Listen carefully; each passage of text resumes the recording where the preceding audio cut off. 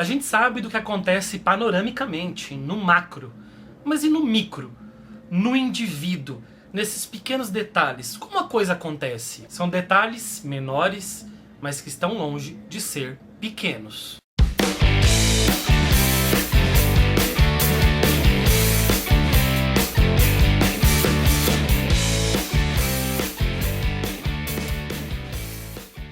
Embaixo daquele mapa estão os outros, inclusive o que mostra a Palestina até 1948. Mas dessa vez eu não o abro. Basta-me as pessoas que conheço e que são dessa área para saber quantas cidades e aldeias se estendiam em torno de Jaffa e de Ascalã, até não muito tempo atrás, antes de serem varridas da face da terra. Ao longo da rota, juntam-se nomes de cidades e assentamentos, casas variadas, planícies, plantas, estradas, placas de trânsito, rosto de seres humanos que me acompanham, mas voltam mais uma vez a me rejeitar, intensificando meu injustificado sentimento de apreensão durante a viagem. Fala pessoal, tudo bem com vocês? Sejam muito bem-vindos, muito bem-vindas a mais um vídeo aqui da Acrópole. Eu sou o Luigi e no vídeo de hoje eu vou falar sobre esse livro aqui, Detalhe Menor, da escritora palestina Adania Shibli. É um livro que voltou a ser vendido, as vendas dele cresceram muito no Brasil, sobretudo por conta de um fato que aconteceu no último dia 14 de outubro. A Festa Literária de Frankfurt, uma das maiores, talvez a maior do mundo, cancelou a homenagem, o prêmio que ia dar para Adania Shibli, essa escritora, por conta da guerra Israel-Hamas. Isso criou um alvoroço no mundo literário. Muitas pessoas, né, é claro, saíram em defesa dela e criticando a feira por ter uma atitude bastante contestável, para dizer o mínimo. A autora palestina nasceu em 1974.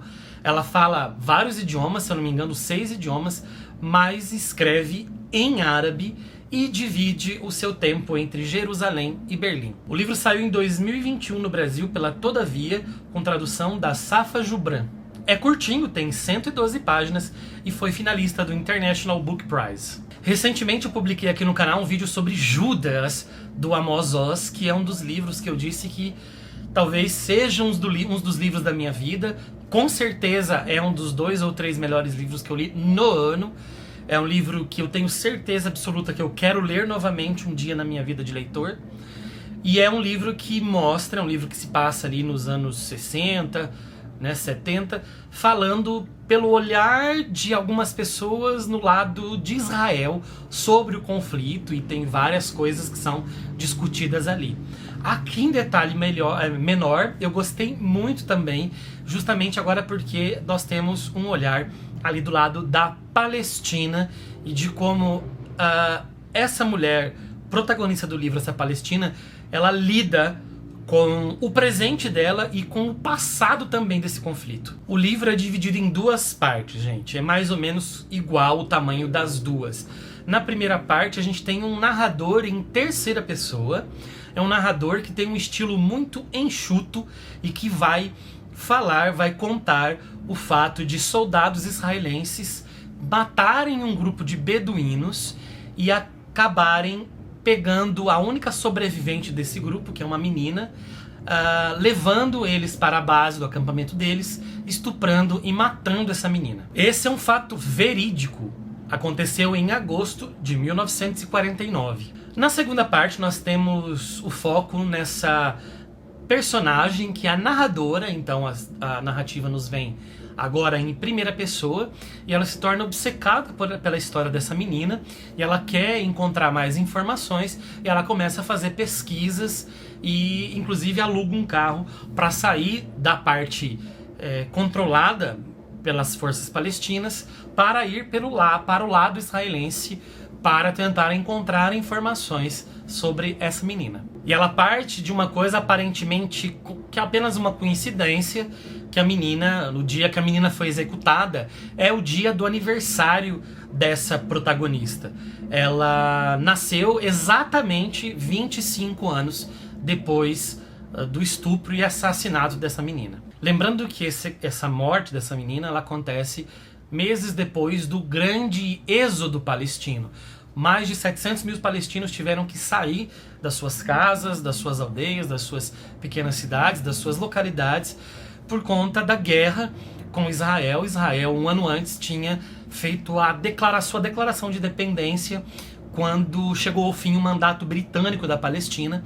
E então o povo, por esse movimento sionista, Israel acaba declarando independência e os palestinos acabam tendo que ir para o seu lado da fronteira, digamos assim. Não vou entrar em detalhes, né, gente? Aqui eu acho que não cabe no vídeo explicar todo o porquê desse ódio, dessa guerra, dessa construção do Estado de Israel, é justo ou não é, movimento sionista, a migração dos judeus para a Palestina, o Holocausto, né? Assim, todas essas questões estão aí envolvidas, mas eu acho que não cabe necessariamente a gente entrar agora, porque daria um vídeo só sobre isso, né? E eu não sou nenhum historiador, eu não tenho propriedade para falar disso, né? Eu sou apenas um leitor que tem uma pequena formação aí em literatura que pode, talvez, a partir da sua expertise, trazer uma luz para a leitura de um livro que toca em questões históricas. Interessante que alguns dados levam a crer que é uma coisa muito autobiográfica aqui, porque se o negócio aconteceu em 1949, né, a morte dessa menina acontece em 49, e 25 anos depois nasce a protagonista nasce exatamente em 1974, que é o ano em que a própria autora nasceu. E como eu disse, gente, nessa primeira parte nós temos um narrador em terceira pessoa falando do dia a dia desses soldados, das coisas que eles fazem nesse acampamento base deles, foca especificamente eu não sei agora a titulação, se é sargento, coronel, etc. Mas foca um pouco mais nele e nos atos corriqueiros, cotidianos.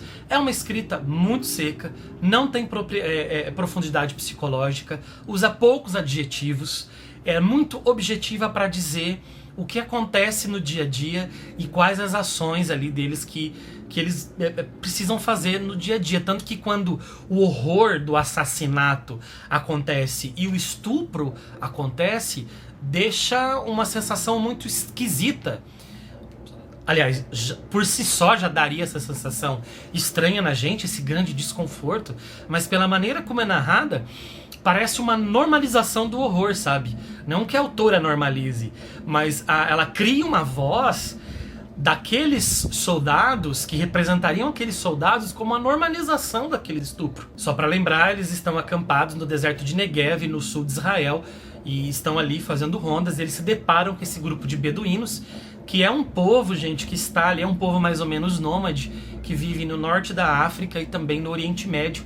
E eles surpreendem, eles dão de topo com essas pessoas que não deveriam estar ali, segundo os soldados, e eles nem conversam, eles atiram, matam todo mundo, a menina é ferida, mas sobrevive, e eles levam para o acampamento. E como eu disse, essa estranheza, né, porque parece que a narrativa está tratando de coisas banais e de repente o horror nasce do banal, né? Esses homens que parecem lobos no cio saem de situações aparentemente banais e naturais do dia a dia, das coisas corriqueiras. Na segunda parte, a narrativa muda muito, gente. Essa escritora ela é muito boa, porque ela muda a chave de narrativa muito bem, e é muito bem construído tema, personagem e linguagem, sabe? Aqui ela tem uma capacidade muito boa de mudar a linguagem, é em primeira pessoa, é mergulhado no ser dela, tem um certo monólogo interior, a gente pode dizer em alguns momentos, e a gente vê a aflição dela, tendo que, por exemplo, atravessar várias barreiras com soldados e tentando descobrir o que aconteceu com essa menina. São textos que têm blocos gigantes. Às vezes, um parágrafo ele leva 3 ou 4 páginas para terminar. Então, assim, é muito diferente da narrativa da primeira parte. E essa personagem vai percorrendo esses lugares com um mapa da Palestina, um mapa antes da divisão, né, da criação do Estado de Israel, com um mapa novo. Ela vai sobrepondo os mapas e vai visitando os lugares, e ela vai vendo que aquilo já é outro país, já não é mais aquilo que era antes, já não há mais aquela população árabe, e nos lugares foram criados assentamentos israelenses, então é como se a história de um povo tivesse sido apagada do dia para a noite. O final é magnífico. Eu não vou falar porque o spoiler estragaria, mas dá pra falar que tem aí uma questão de narrativa talvez conectada entre as duas histórias, mas também numa questão cíclica, né? É o máximo que dá pra falar pra não estragar. Mas outras informações da narrativa não estragam a experiência de leitura, por isso que eu falei algumas delas aqui. E não é só a data de aniversário que liga, né, aniversário de nascimento da protagonista e o aniversário de morte dessa menina que foi estuprada por soldados. Não é só isso que as une. Há outros elementos que as une. A presença de um cachorro, por exemplo, que pode ser lido de várias maneiras. Um cachorro que está ali acompanhando a menina, e depois um cachorro que late insistentemente para a protagonista. E também a questão da aranha. A aranha é um elemento interessante porque há uma aranha que pica um dos soldados e depois a protagonista fala muito em teias, em questões de teias de aranha que vão unindo as coisas. Então há outros elementos que a gente pode interpretar aí na conexão entre essas duas personagens. Depois de permanecer imóvel por alguns instantes, levantou a cabeça e as costas em um único, porém suave movimento. A criatura se mexeu enquanto ele se manteve inerte naquela posição, até dirigir o olhar para sua coxa, mas a escuridão não permitiu ver o que estava lá, embora já lhe fosse possível distinguir o contorno dos móveis e outros objetos no cômodo, bem como as estacas de madeira sobre as quais as chapas do teto repousavam, além de uma luz tênue que se infiltrava para dentro da cabana, cuja fonte era a lua. De repente, jogou a mão contra a criatura, atirando-a para longe, correu até o lampião e o acendeu. Guiado pela chama, caminhou girando a luz pelo espaço entre a cama e a mesa, e por não perceber nenhum movimento, exceto as sombras oscilantes lançadas por alguns seixos, espalhados à medida que o lampião passava sobre eles, as quais examinou com atenção, decidiu expandir o círculo de busca, incluindo a própria cama e o chão abaixo dela, os cantos da cabana, perto da porta, junto à mala, à caixa de equipamentos e aos seus outros pertences, e em seguida as paredes e as partes mais próximas ao teto, a cama novamente e perto das botas. É um livro muito bem escrito, muito, muito bom. É uma pena que a Feira de Frankfurt tenha feito isso, né? É uma decisão bastante equivocada, ao meu ver, e uma pena que esse assunto esteja tão atual, né? Tão contemporâneo, uma coisa que vem de tantas décadas e décadas e ainda continua atual, porque o ódio e o poder, de fato, sempre falam mais alto na sociedade humana. Leiam Detalhe Menor, de Adania Shibli. Espero que vocês tenham gostado da resenha. Se vocês já leram esse livro, se vocês já leram outros livros que falem sobre a questão palestina, escrevam aqui nos comentários e digam a opinião de vocês. Peço para que vocês também se inscrevam no canal, ativem as notificações, deem um like, interajam o máximo que vocês puderem. Cliquem, dêem uma olhadinha nos links que a gente tem aqui na descrição do vídeo, que manda para o nosso grupo do Telegram, onde eu compartilho promoções de livros, o nosso grupo de WhatsApp do nosso clube de leitura, tem também links para os livros que eu escrevi e também um link de associado da Amazon. Se você for comprar algo na Amazon, use o nosso link, porque assim a gente ganha uma pequena comissão. E é isso, gente, fico por aqui. Nos vemos num outro vídeo. Um abraço e até a próxima!